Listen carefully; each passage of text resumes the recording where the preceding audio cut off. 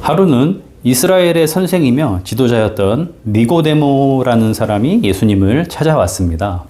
그는 예수님께 선생님이 행하시는 표징들을 보니 하나님께로부터 오신 분이 분명합니다 라고 말했습니다. 어떤 의도로 찾아왔고 또 왜 이런 말을 했는지 성경은 언급하지 않고 곧바로 예수님의 주도적인 대화를 보여줍니다.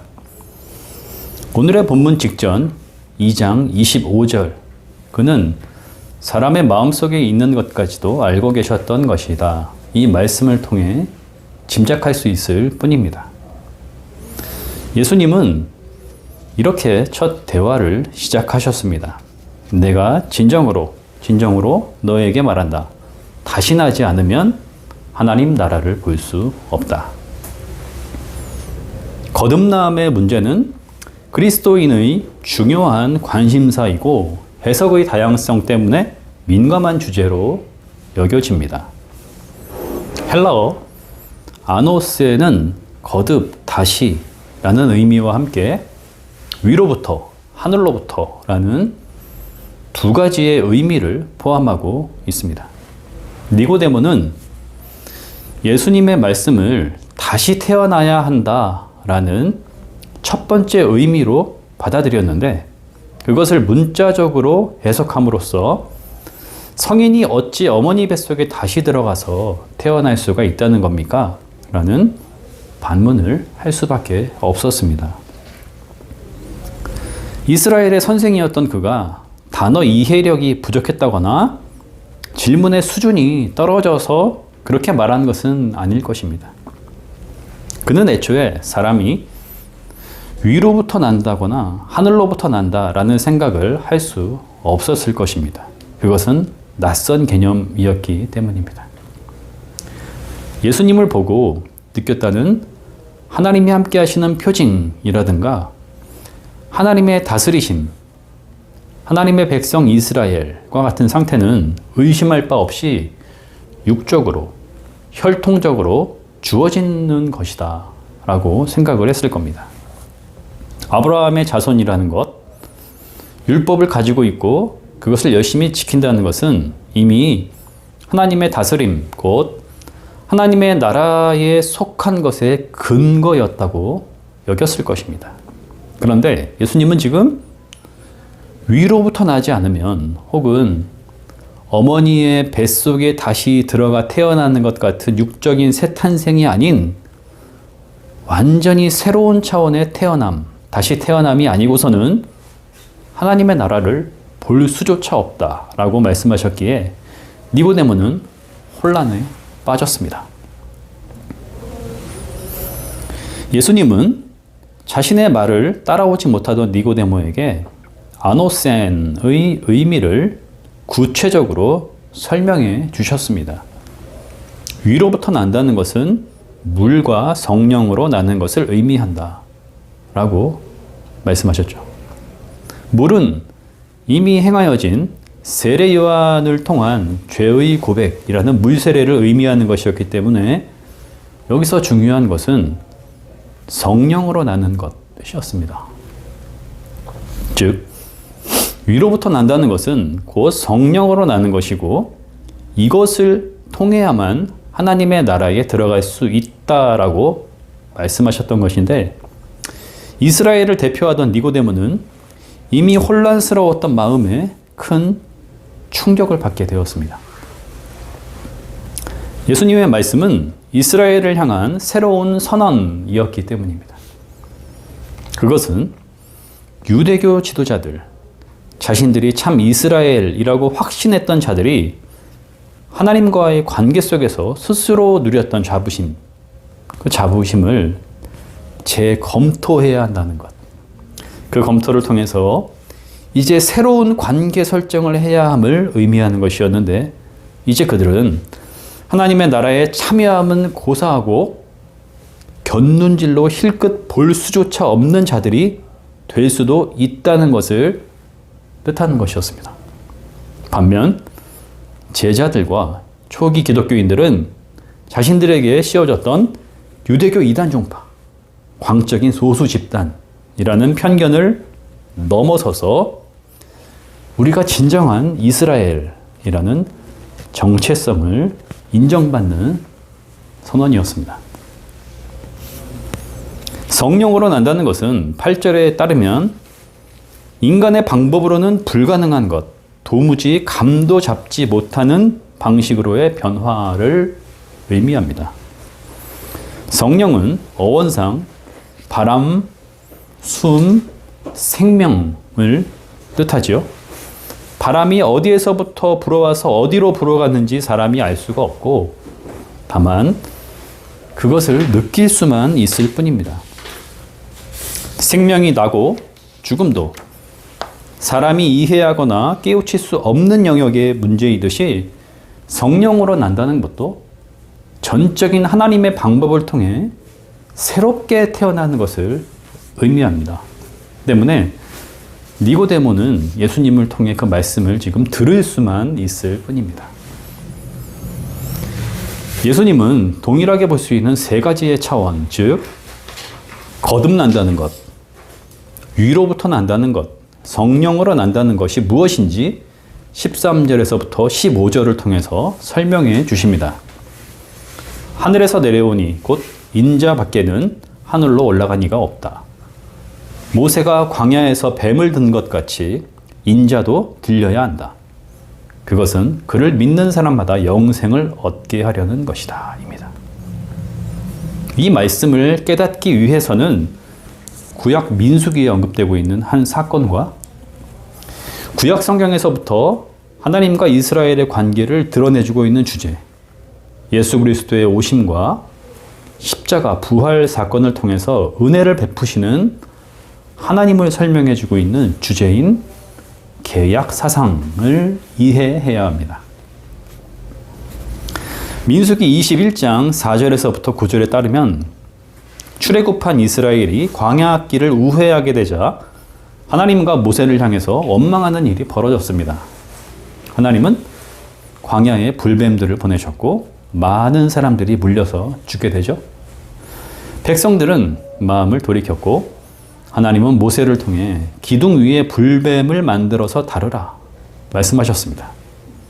모세는 놋으로 그것을 만들어 매달았고 백성들은 그 기둥의 불뱀을 쳐다볼 때 살게 되었다. 이러한 이야기입니다.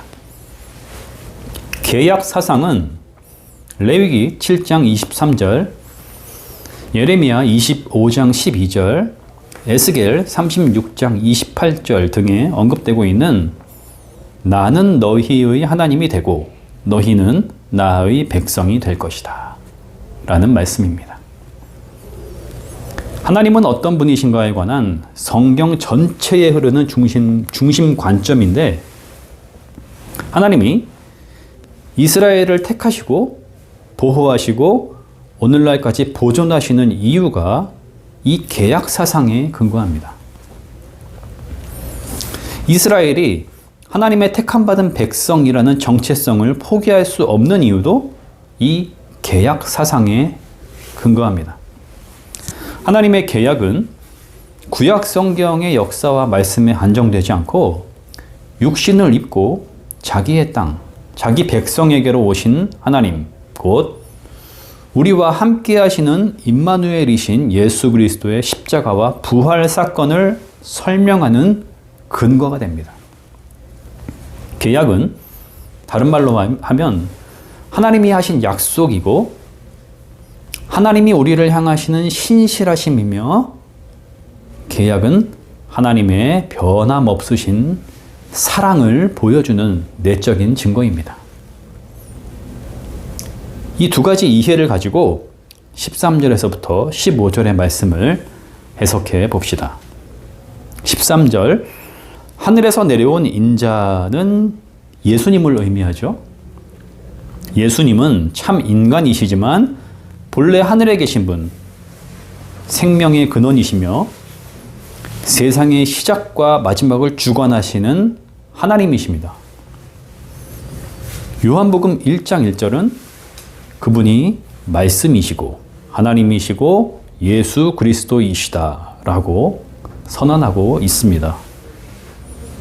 인자는 말 그대로 사람의 아들을 의미하는데 예수님의 시대 전후 이 인자라는 말은 특별한 의미를 가지는 고유 명사처럼 쓰이게 됩니다.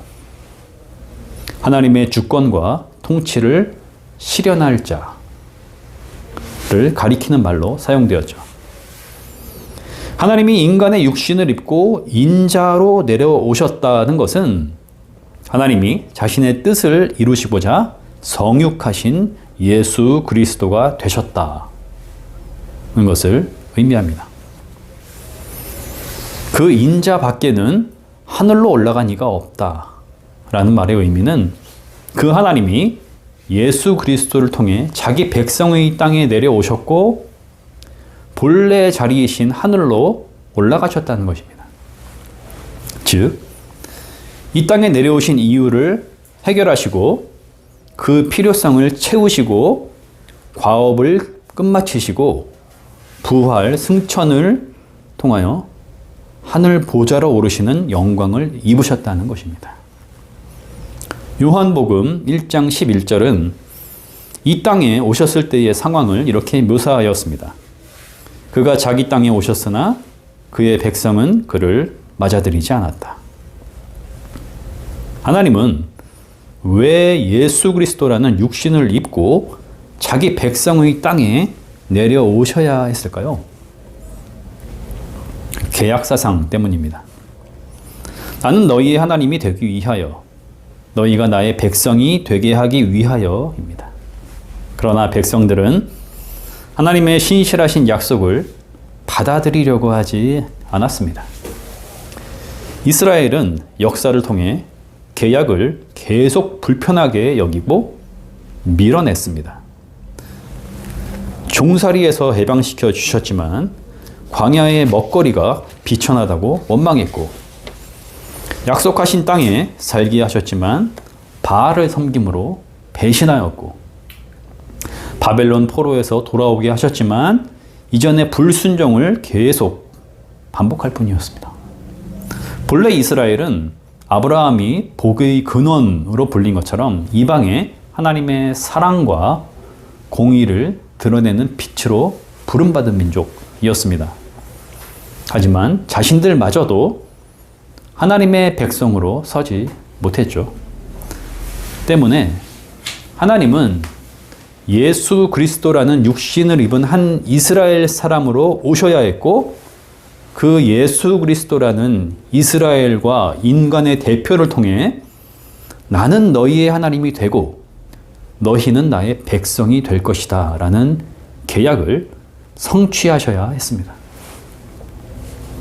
여기서 분명한 건 예수 그리스도를 통해 그 계약이 성취될 때 예수가 이스라엘뿐 아니라 인간의 대표자이시기에 이스라엘을 넘어 온 인류가 하나님의 백성, 곧 계약의 상대임을 보여주고 있다는 점입니다.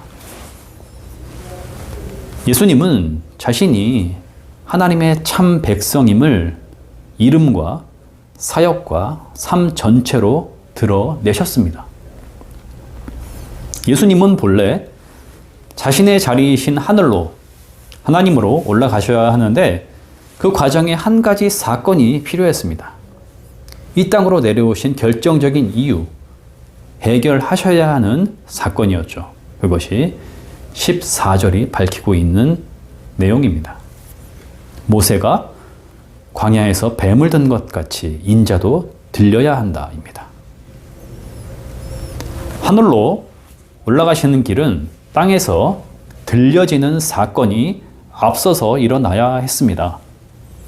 십자가가 땅에서부터 들려지는 것, 즉 십자가에 달려 죽임을 당하시는 것이었습니다.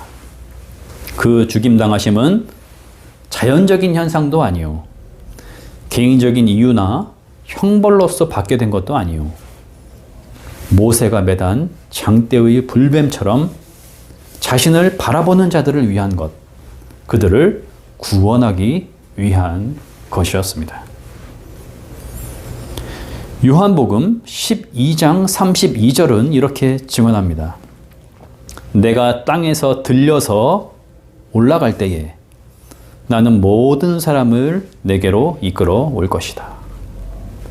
주님은 하늘로 올라갈 것인데 그 전에 먼저 들려야 함을 제자들에게 분명히 말씀하고 있습니다. 그 들림은 모든 사람이 자신에게로 이끌려 오게 하는 능력이 된다고 말씀하고 있습니다. 즉, 그 들림은 한 개인적인 인간의 사건이 아니오 한 지역, 어떠한 특정한 시각에 일어난 사사로운 사건이 아니요 온 우주, 모든 생명에게 드러나고 보여지고 그 십자가 앞에 인류를 세우는 사건, 온 역사를 관통하여 모든 인간과 생명에게 결정적인 영향을 미치는 사건이 됩니다. 그때 십자가 앞에 서게 되는 인간들은 그 결정적인 영향이 무엇인지 듣게 됩니다. 나는 너희의 하나님이 되고 너희는 나의 백성이 될 것이다. 말씀하셨던 하나님의 약속이 하나님 자신을 통하여 성취되었다는 것을 말입니다. 여기서 내가 너희의 하나님이 된다라는 것은 십자가의 예수 그리스도를 통해 다음과 같이 우리에게 말씀하시는 것입니다. 끝까지 나는 너희와 함께 하겠다는 것. 그 끝까지는 인간의 고통, 절망, 수치, 배반, 고독, 죽음의 자리까지도 내가 너희와 함께 하겠다는 것입니다.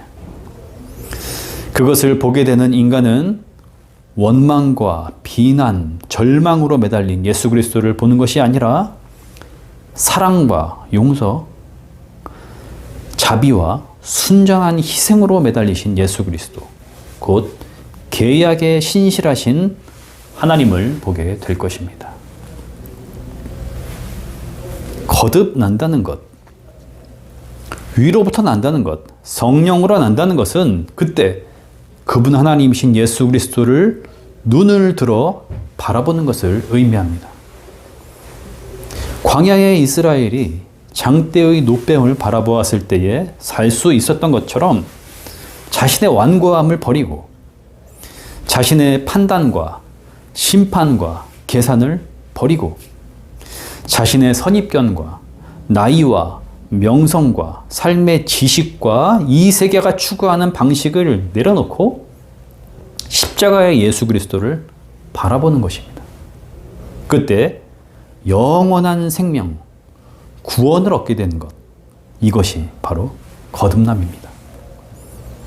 3장 16절은 이것을 확증해 주고 있지요. 그를 믿는 자는 멸망하지 않고 영생을 얻는다. 아멘. 거듭난다는 것은 인간의 차원에서 행할 수 없다는 점에서 분명 성령으로 나야 하는 일, 곧 성령의 사역입니다. 성령은 아버지와 아들로부터 나오시는 영이십니다.